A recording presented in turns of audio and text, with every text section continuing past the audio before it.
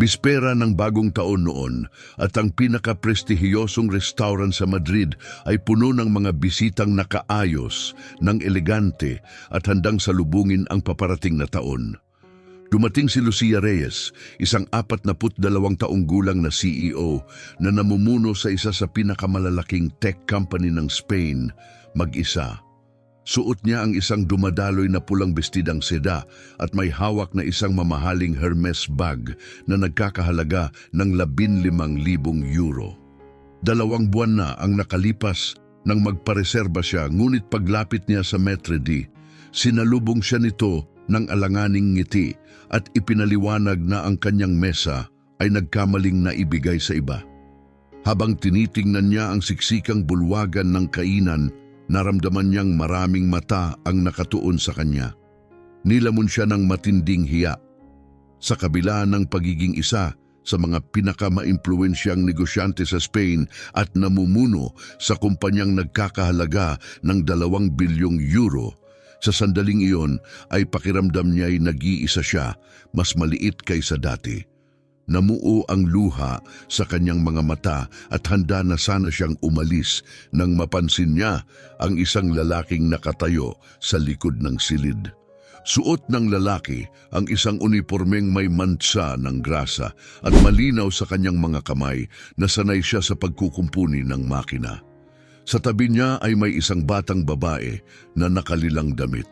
Itinaas ng lalaki ang kanyang kamay at kinawayan si Lucia, inaanyayahang sumama sa kanila sa kanilang mesa. Kung handa ka na para sa kwentong ito, ipaalam mo sa mga komento kung saan ka nanonood.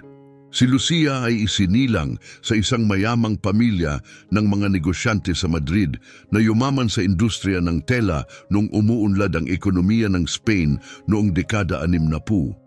Ang kanyang ama na si Roberto ay isang mahigpit na lalaki na naniniwalang ang tagumpay ang sukatan ng halaga ng isang tao. Ang kanyang ina na si Elena ay elegante, ngunit malamig sa damdamin, mas interesado sa imahe kaysa sa pag-aaruga sa kanyang mga anak. Lumaki si Lucia sa isang marangyang bahay sa La Moraleja, napapalibutan ng kayamanan ngunit uhaw sa pagmamahal. Para lamang makuha ang kahit kaunting atensyon ng kanyang ama, pinilit niyang maging perpekto. Nanguna siya sa klase, nagtapos ng may karangalan sa ISAD at nakakuha ng master's degree mula sa Harvard. Ang bawat tagumpay ay paraan niya upang mapansin at mahalin, ngunit hindi kailanman dumating ang pagmamahal na iyon. Sa edad na 25, pumasok siya sa kumpanya ng pamilya bilang isang intern, determinado na patunayan ang sarili ng walang pabor. Sa edad na 30, naging COO siya. Sa edad na 35, matapos pumanaw ang kanyang ama dahil sa biglaang atake sa puso, si Lucia ang pumalit bilang CEO. Binago niya ang naluluging negosyong tela at ginawa itong isang matagumpay na tech company na nagsusupply ng mga piyesa sa pinakamalalaking automaker sa mundo. Sa edad na 42, napabilang siya sa pabalat ng Forbes Spain, dumalo sa mga eksklusibong pandaigdigang economic summit at nakisalamuha sa mga lider ng mundo.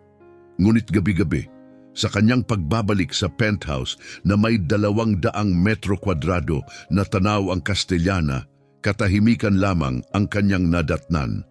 Nagkaroon siya ng mga relasyon, mga lalaking naaakit sa kanyang estado, pera at imahe. Ngunit wala ni isa ang tunay na nakakakita sa kanya. Ang huli niyang karelasyon, si Alfredo, isang makapangyarihang abogado, ay iniwan siya 3 buwan lamang ang nakalipas. Kalaunan ay nalaman niyang may relasyon pala ito sa isang mas batang babae. Isang taong hindi nagtatrabaho ng 70 oras kada linggo. Pumanaw ang ina ni Lucia noong nakaraang taon at kasama nitong nawala ang huling ilusyon ng pamilya. Walang kapatid, walang anak at walang makakasama tuwing pista opisyal. Nakatayo si Lucia sa harap ng salamin nung bisperas ng bagong taon, Tinititigan ang kanyang pulang damit at tinatanong ang sarili kung ano ba ang dapat ipagdiwang. Isa na namang taon ng mga tagumpay na nag-iwan sa kanya ng kawalan. Nagpareserba siya sa salakain upang hindi mag-isa sa bahay sa pagsalubong ng bagong taon. Ngunit may ibang plano ang tadhana para sa gabing iyon. Si Rogelio Garcia ay 38 taong gulang, may magagaspang at kalyo-kalyong kamay at pusong puno ng kabutihan.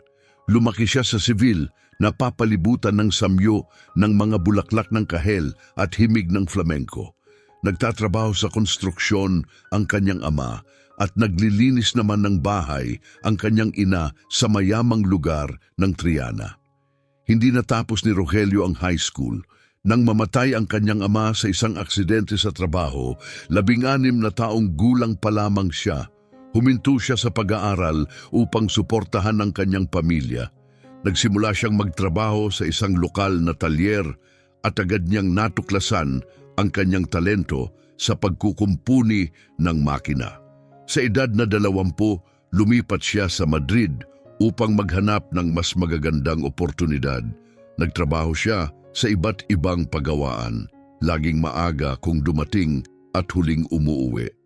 Sa edad na 28, nagbukas siya ng sarili niyang maliit na auto shop sa Vallecas.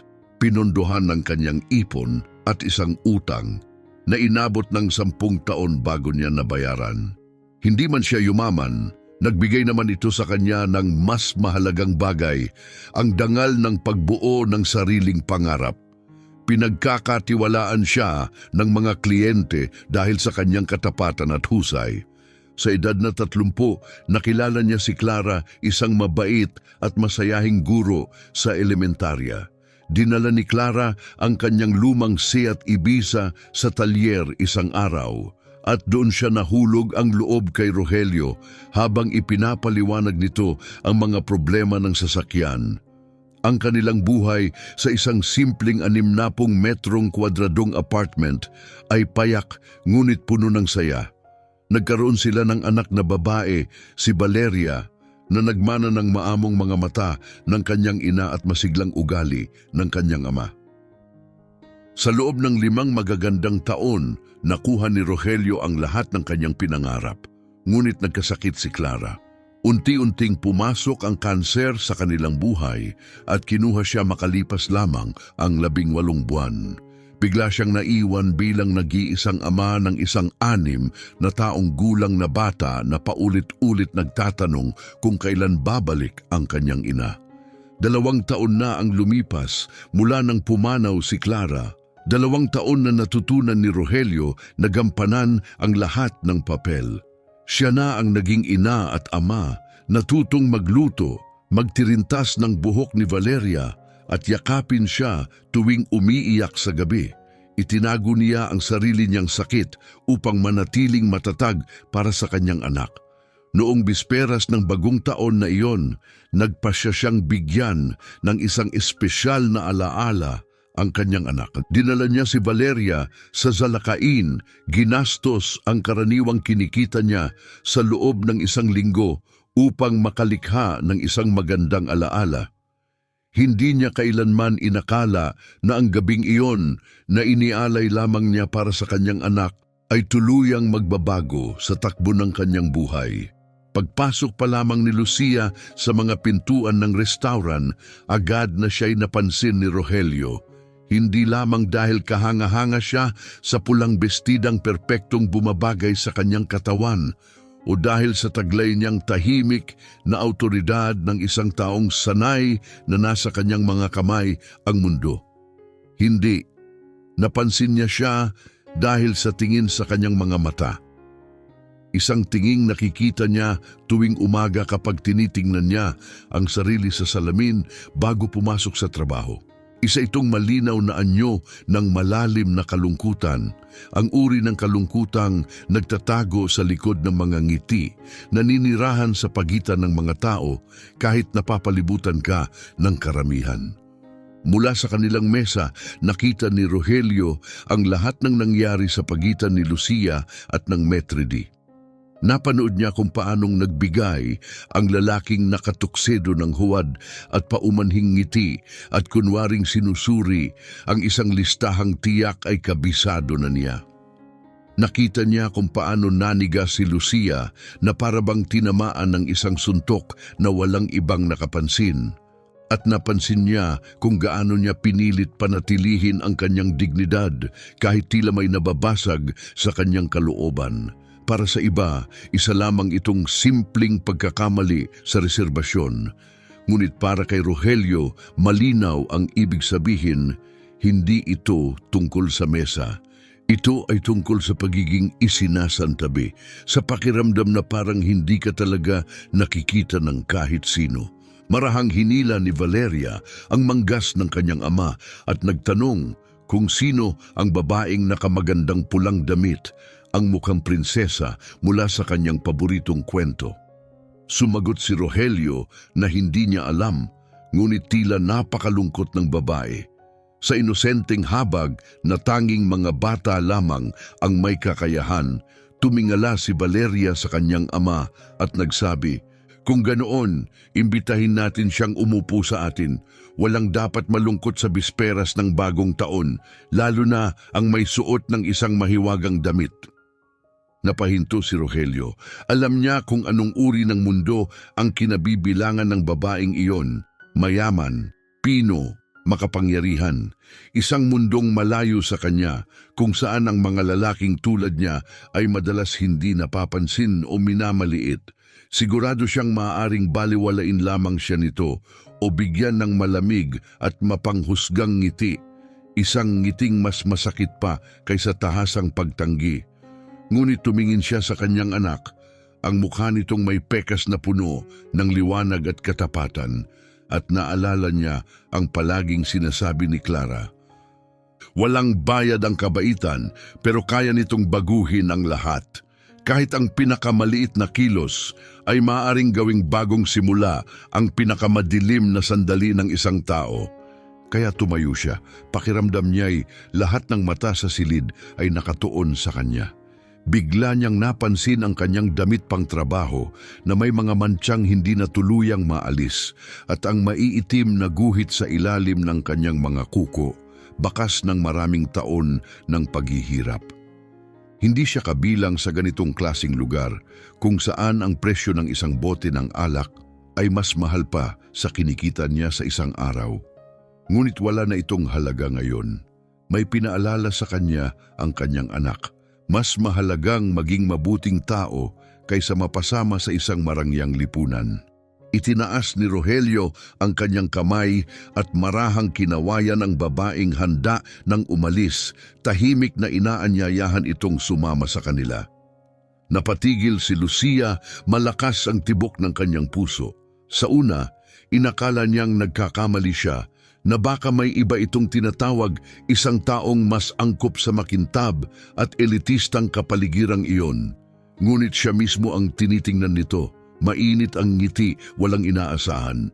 Itinuro nito ang bakanting upuan na parang ito ang pinakanormal na bagay sa mundo. Samantala, dali-daling lumapit ang Maître D, halatang balisa at kinakabahan. Pabulong nitong sinabi na inaayos pa niya ang pagkakamali. At hindi naman daw kailangang tanggapin ni Lucia ang ganitong klasing kasama. Puno ng paghusga ang kanyang mga salita. Ngunit may kung anong nagliyab sa loob ni Lucia sa huling katagang iyon. Humarap siya sa lalaki na may parehong matigas na titig na minsan nang nagpayanig sa mga executive at ministro sa mahahalagang pulong. Kalma ngunit matatag ang kanyang tinig. Ang ganitong klasing mga tao, sabi niya, ang eksaktong gusto kong makasama ngayong gabi at kung problema iyon, marahil ay oras na para maghanap ka ng bagong trabaho. At saka siya naglakad palayo. Bawat hakbang ay sinabayan ng mga bulungan at titig. Nakilala siya ng mga tao. May mga nagbulungan sa hindi makapaniwala.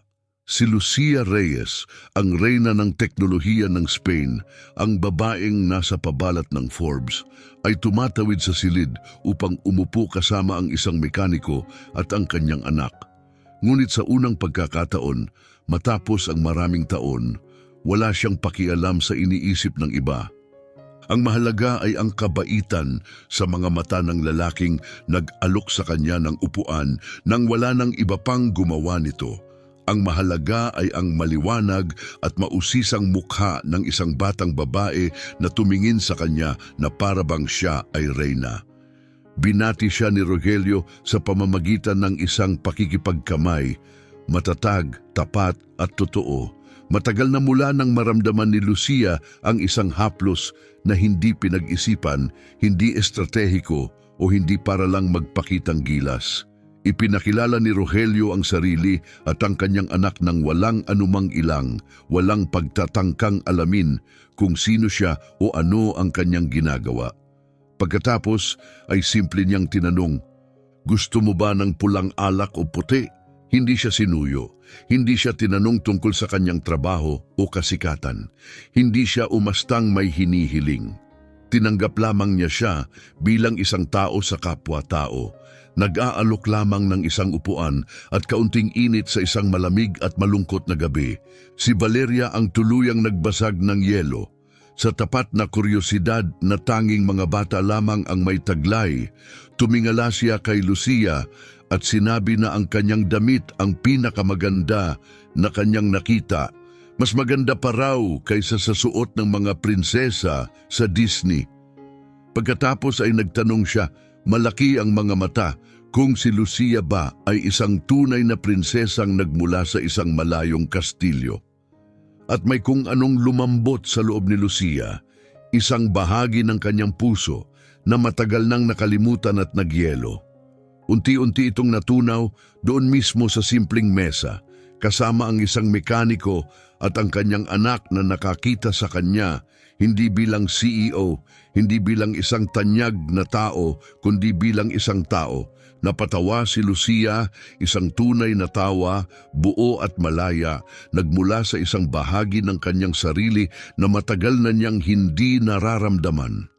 Ngumiti siya kay Valeria at sinabi na hindi siya prinsesa, isa lamang siyang babaeng sobra kung magtrabaho at nakalimot ng pahalagahan ang maliliit na bagay sa buhay.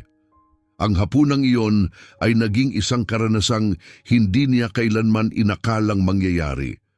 Kahit sa kanyang pinakamapangahas na mga panaginip habang sila'y kumakain, ikinuwento ni Rogelio ang kanyang buhay. Ibinahagi niya ang tungkol sa kanyang maliit na talyer sa Vallecas at ang mga sasakyang inaayos niya gamit ang sarili niyang mga kamay. Ikinuwento rin niya kung paanong sa paglipas ng mga taon, marami sa kanyang mga kliyente ang naging kaibigan, lahat dahil sa pagtrato niya sa bawat isa ng may respeto at katapatan. Inilarawan niya ang tahimik na kasiyahang nararamdaman niya tuwing naiaayos niya ang isang bagay na akala ng iba'y sira na magpakailanman. At ang tuwa sa mga mukha ng tao kapag muling umaandar ang kanilang sasakyan, parang bago. Ikinuwento rin niya ang kanyang kabataan sa Seville, ang paglaki sa magkakalapit at nagkakaisang komunidad ng Triana. Ipininta niya sa salita ang mga lansangang puno ng tawanan at amoy ng mga bulaklak ng kahel tuwing tagsibol, ang mga kapitbahay na parang pamilya at ang mga pintuang laging bukas. Kahit halos 20 taon na siya sa Madrid, sabi niya ay namimiss pa rin niya ang mga gabing puno ng tunog ng gitara at palakpakan. Mga gabing ang kaligayahan ay hindi nakabatay sa pera kundi sa ugnayan at init ng loob. Nang banggitin niya si Clara, ang kanyang yumaong asawa, ginawa niya ito nang may lambing na nagpaluha kay Lucia. Ikinuwento niya kung paano sila unang nagkakilala noong dalhin ni Clara ang kanyang lumang Seat Ibiza sa talyer at kung paanong nahulog ang loob niya sa ngiti nito bago pa man niya malaman ang pangalan nito. Si Clara raw ang naniwala sa kanya nang walang ibang naniwala. At dahil doon ay naging mas mabuti siyang tao. Ibinahagi rin niya kung paano niya ngayon ginagampanan ang papel ng ama at ina para kay Valeria. Araw-araw, aniya ay bagong hamon at kadalasan ay wala siyang sagot.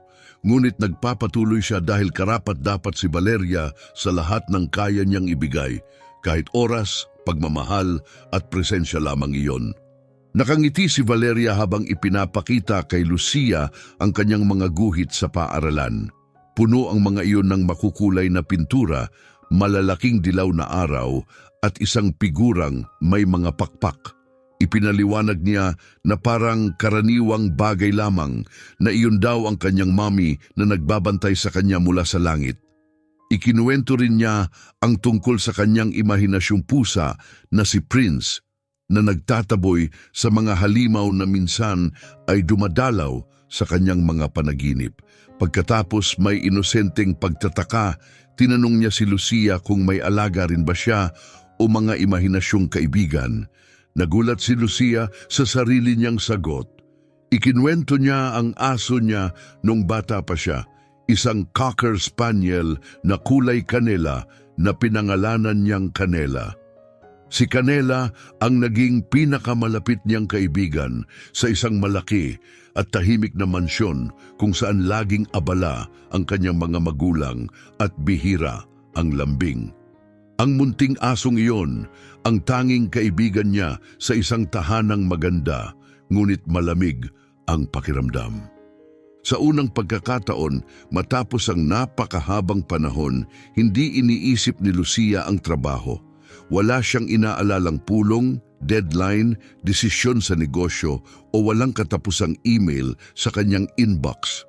Sa sandaling iyon, naroon lang siya ganap at buo sa kasalukuyan, nakikihati sa isang hapunan kasama ang dalawang taong walang pakialam sa kanyang estado o mga tagumpay. Wala silang gusto mula sa kanya kundi ang kanyang presensya. Habang papalapit ang hating gabi na puno ng kasabikan ang restauran, ipinapakita sa telebisyon ang countdown mula sa Puerta del Sol at nagbabanggaan ang mga baso habang naghahanda ang mga tao sa pagkain ng tradisyonal na 12 ubas. Sa labas, nagsimula ng magliwanag ang kalangitan ng Madrid sa mga paputok. Ang mga refleksyon nito'y sumasayaw sa gintong dingding at kumikislap sa namamanghang mga mata ni Valeria. Mabilis na kumilos ang mga waiter, naglalagay ng mga baso ng champagne at plato ng ubas sa bawat mesa. Itinaas ni Rogelio ang kanyang baso at sa isang tahimik ngunit taus-pusong tinig ay nagbigay ng tagay. Para sa mabubuting taong bigla nating nakikilala sa mga hindi inaasahang lugar at sa biyayang makilala sila kapag dumating ang sandaling iyon.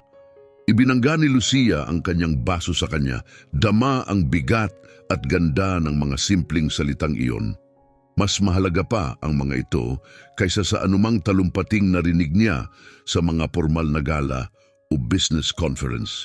Higit pa sa lahat ng pinakinis na pangako ng mga politiko at executive na tinitingnan lamang siya bilang impluensya. Nakatulog si Valeria bago pa man tumunog ang huling kampana, ang ulo'y nakahimlay sa nakatiklop na jacket ni Rogelio. May banayad ng ngiti sa kanyang mukha. Tiningnan siya ni Rogelio sa paraang tanging isang amang lubos na nagmamahal sa kanyang anak ang kayang tumingin, malinis, mapagkalinga at walang bahid ng pagmamataas o ego. May humigpit sa dibdib ni Lucia, isang damdaming matagal na niyang ipinagkait sa sarili. Iyon mismo ang kulang sa kanyang buhay. Hindi tagumpay, hindi kayamanan, hindi kapangyarihan, pagmamahal, tunay na pagmamahal. Yaong hindi kailangang paghirapan o sukatin sa estado, yaong walang hinihinging kapalit. Yaong basta umiiral, malayang ibinibigay, walang kondisyon, tulad ng liwanag na nagpapainit mula sa loob. Nagpalitan sila ng numero ng telepono, kunwari para lamang maipacheck ni Lucia ang kanyang sasakyan. Pareho nilang alam na palusot lamang iyon, isang maliit at inosenteng kasinungalingan.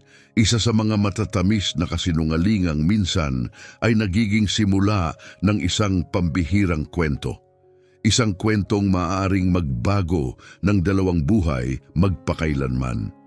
Sa mga sumunod na linggo, kung ano-anong dahilan ang naisip ni Lucia upang muling makita si Rogelio. Dinala niya ang kanyang Mercedes dahil sa isang kakaibang ingay, sinundo si Valeria sa paaralan at inanyayahan pa silang dalawa sa kanyang penthouse para sa hapunan. Nagluto siya sa unang pagkakataon matapos ang maraming taon. Samantala, hinarap ni Rogelio ang sarili niyang mga pagdududa. Nagoogle niya ang pangalan ni Lucia at nalaman kung sino talaga siya. Hindi niya maiwasang magtanong sa sarili kung ano ang maaring makita ng isang babaeng tulad niya sa isang lalaking gaya niya. May maruruming kamay at isang simpleng talyer. Ngunit tuwing nakikita niya si Lucia na tumatawa kasama si Valeria, taimtim na nakikinig sa kanyang mga kwento at tumitingin sa kanya ng diretsyo na parang mahalaga siya, unti-unting nawawala ang mga pagdududang iyon. Hindi umasta si Lucia tulad ng ibang mayayamang taong nakilala ni Rogelio. Nakikinig siya, nagmamalasakit, itinuring niya siya bilang kapantay. Ang unang halik nila ay nangyari sa isang tahimik na hapon ng Sabado sa loob ng talyer matapos magsara. Dumating si Lucia na may dahilan tungkol sa ingay ng makina. Nauwi sila sa tawanan, parehong may mantsa ng grasa, at nang magtagpo ang kanilang mga mata, tila tumigil ang mundo. Marahang hinalikan ni Rogelio si Lucia at may gumalaw sa loob niya, isang damdaming matagal na niyang ibinaon, halos nakalimutan nang umiiral pa. Ngunit siyempre, hindi lahat ay magiging masaya sa kung ano ang namumuo sa pagitan nila. Hindi sinuportahan ng mga kaibigan ni Lucia ang kanyang bagong relasyon. Sa kanilang paningin, ang isang babaeng may katayuan tulad niya ay hindi dapat makipagrelasyon sa isang mekaniko mula sa Vallecas. Maging ang ilan sa kanyang mga business partner ay nagbabala sa kanya na maaaring masira ang imahe ng kumpanya dahil sa relasyong iyon. Hindi nagdalawang isip si Lucia.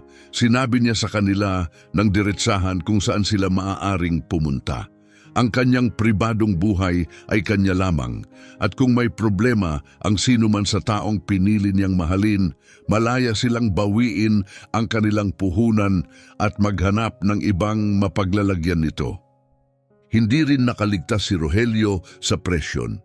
Kinwestiyon siya ng sarili niyang kapatid, tinatanong kung alam ba talaga niya ang kanyang ginagawa, kung hindi ba siya natatakot na baka isa lamang siyang panandaliang aliw para sa isang mayamang babaeng naghahanap ng kakaibang karanasan. Ngunit sigurado si Rogelio, kilala na niya si Lucia ng lubusan. Ang sa kanila ay hindi laro o pagtakas, ito ay tunay. At ang tunay na pagmamahal, alam niya, ay nangangailangan ng tapang.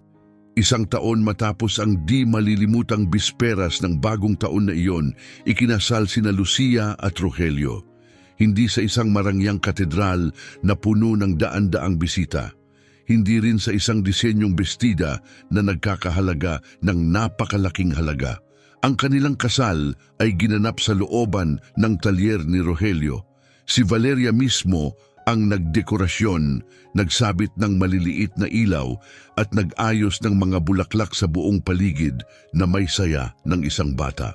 Suot ni Lucia ang isang simple ngunit eleganteng puting damit.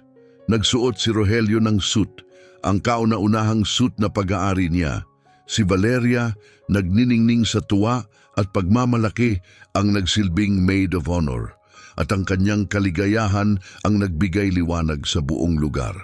Tanging ang mga taong tunay na mahalaga lamang ang naroon. Dumayo ang ina ni Rogelio mula sa Seville. Dumating din ang iilang tunay at matagal ng kaibigan ni Lucia. Naroon din ang ilang matagal ng customer ni Rogelio, dala ang kanilang tahimik na respeto at maiinit na ngiti. Walang kumikislap na kamera, walang reporter. At si Lucia, na minsan nang tumayo sa mga pandaigdigang entablado, ay hindi kailanman nakaramdam ng ganitong kapunuan sa buong buhay niya. Sa handaan, nagbigay si Rogelio ng isang talumpating hindi malilimutan ng sinuman. Ikinwento niya ang gabing iyon, 1 taon na ang nakalipas nang makita niya ang isang babaeng may mga matang puno ng lungkot na pumasok sa isang restaurang puno ng pagdiriwang. Ibinahagi niya kung paanong hinikayat siya ni Valeria na imbitahan ang babae, iginiit na walang dapat malungkot sa bisperas ng bagong taon.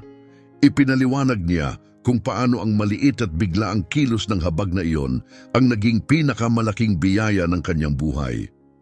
Lantarang umiyak si Lucia, walang pakialam kung nabura ang kanyang makeup. Umiyak siya dahil sa wakas, natagpuan niya ang matagal na niyang hinahanap, hindi katayuan, hindi pag-apruba, kundi isang lalaking may mabuting puso. Isang lalaking nagmahal sa kanya hindi dahil sa kung ano ang mayroon siya o kung sino siya sa mata ng mundo, kundi dahil siya ay siya mismo. Ngayon, 3 taon matapos ang kasal na yon, ang buhay ni Lucia ay malayong malayo na sa dati. Lumayo siya sa araw-araw na pamamahala ng kumpanya.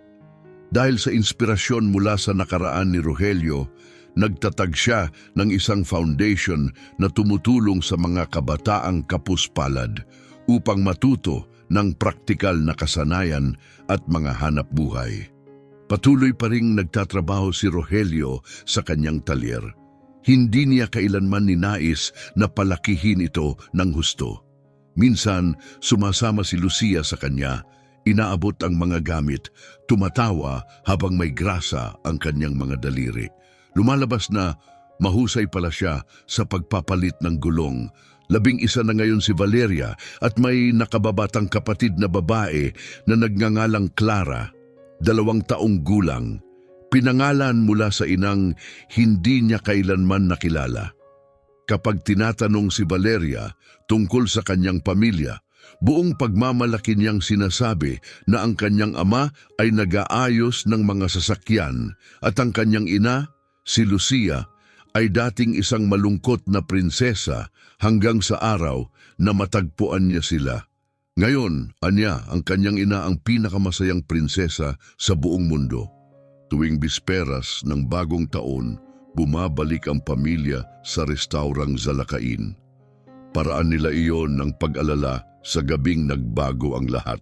Nandun pa rin ang parehong Metrid, ang lalaking minsang sinubukang pigilan si Lucia na umupo kasama ang mga taong iyon. Taon-taon, sinasalubong niya sila ng parehong alanganing ngiti at taon-taon, iniiwanan siya ni Lucia ng isang mapagbigay na tip. Isang paalala na ang halaga ng isang tao ay hindi nasusukat sa suot na damit, kundi sa kabaitang iniaalok, sa pagmamahal na ibinibigay at sa tapang na ipinapakita kapag ito ang pinakamahalaga. Tinuruan si Lucia ng gabing iyon ng isang aral na mananatili sa kanya magpakailanman. Ang tunay na yaman ay hindi nasusukat sa laman ng bangko, kundi sa pagmamahal, sa mga sandaling pinagsasaluhan at sa simpleng tapang ng pag-abot sa isang taong kailangang makita.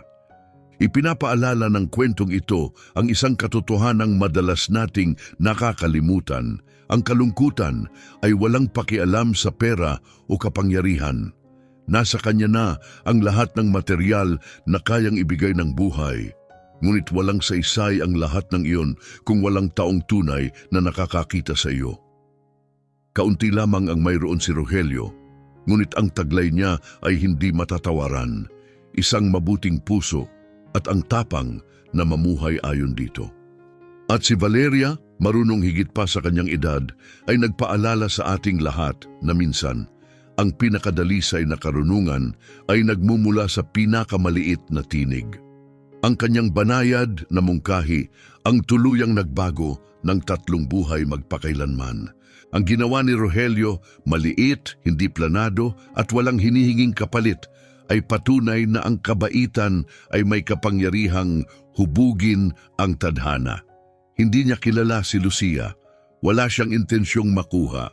Nakita lamang niya ang isang taong nasasaktan at nag-alok ng puwang sa kanyang mesa.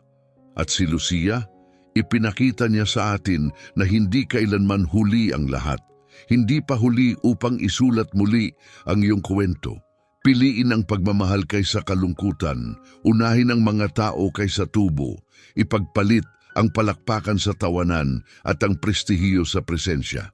Kung pinaalala sa iyo ng kwentong ito na ang pag-ibig ay maaaring matagpuan sa mga lugar na hindi mo inaasahan, na ang kabutihang loob ang tanging yaman na hindi kailanman nawawalan ng halaga at na walang saysay ang panlabas na anyo kung walang habag. Kung gayon natupad nito ang layunin nito. Maraming salamat sa pagsama sa akin sa magandang paglalakbay na ito.